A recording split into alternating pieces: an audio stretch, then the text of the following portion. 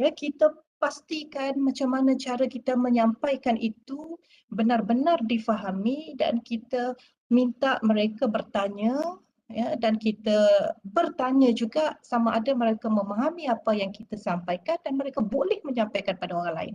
Kalau dia boleh sampaikan pada orang lain, maknanya ilmu itu telah kita pindahkan dari kita kepada dia. Tapi dia tak hilang dari kita. Kita pindahkan. Jadi dia boleh pindahkan pada orang. Kalau dia tak boleh pindahkan pada orang, maka ilmu itu belum lagi berpindah dari kita kepada dia. Jadi nak kena pindahkan ilmu itu. Ini ciri-ciri yang mana kita tahu yang okey, kita sudah menunaikan hak kita sebagai seorang pengajar, sebagai seorang pendidik kerana ilmu itu sudah kita pindahkan. Tapi dia sangat berkait dengan orang yang kita ajar lah. Dia bersedia ke untuk menerima ilmu yang kita nak pindahkan ni? Ya, kalau kelas online sekarang ni, Masya Allah, ujian sungguh. Macam mana nak tahu ilmu tu dapat dipindahkan ke tidak? Rupanya pun kita tak nampak. Ya, kemudian dia faham ke tidak pun kita tak tahu. Bila kita tanya faham, faham lah dengar dengarlah suaranya. Ya, entah-entah sambil faham tu duk main game. Ya, entah-entah sambil faham tu duk tidur.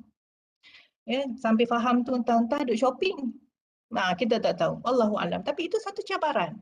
Ya, jadi itu pun berkait juga dengan komitmen orang yang kita ajarlah, bukan semata-mata bagi pihak seorang pengajar untuk memastikan ia berlaku sedangkan tidak ada keseimbangan tanggungjawab daripada orang yang ingin belajar. Jadi itulah yang kita perlu fahami jenisnya dan dalam kupasan ini yang kita ingin fahami dalam dua-dua bentuk ini. Ya, ihsan kita dalam ibadah dan ihsan kita dalam menunaikan hak orang. Dan hak juga berkait dengan diri kita sendiri. Adakah kita menunaikan hak kepada diri kita menunaikan hak kepada keluarga kita, menunaikan hak kepada orang yang kita pimpin. Jadi insya-Allah bentuk-bentuk ihsan ini kita boleh fahami dengan mudah. Saya bawa di sini antara bentuk ihsan yang kita perlu tunjukkan. Kadang-kadang kita ada kekuatan, kita ada kelemahan yang orang tidak tahu apa kekuatan dan kelemahan kita. Ada orang sebagai seorang pendidik, ya, kekuatannya sabar. Dia ni memang jenis orang sabar lah, ya ampun. Orang kata jenis tak ada dosa, tahu tak? Ya. Dia ni jenis Allah, orang baik sungguh. Ya. Pernah tak jumpa gitu, Cik Akmal? Cik Amir pernah jumpa tak? Kalau tak pernah jumpa kita lah tu, kita kata kita lah. Kita lah sabar tu. Okey, dia sangat sabar, itu kekuatan dia. Jadi sifat sabar ni rupanya adalah sifat yang mudah menjadikan kita orang yang ihsan.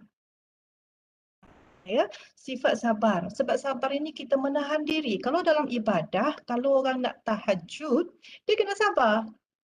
Dia kena sabar. Sabar macam mana? Ngantuk tapi kena sabar. Nak tidur tapi kena sabar. Dia sejuk ni nak bangun ni tapi kena sabar. Barulah dia jadi ihsan dalam ibadah. Lenguh kaki berdiri ni, kan? 12 rakaat tahajud contohnya. Sabar.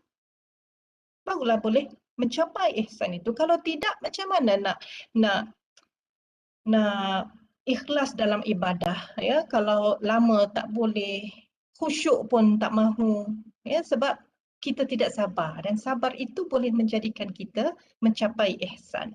Jadi itulah yang disebut oleh Allah Subhanahu Wa Taala dalam surah Ali Imran ayat yang ke-200, kata Allah, ya ayyuhallazina amanu sabiru wasabiru warabitu wattaqullaha la'allakum ta'lamun. Wala'allakum tuflihun. Bersabarlah kamu dan kuatkanlah kesabaran kamu. Sabar dan kuatkanlah kesabaran dan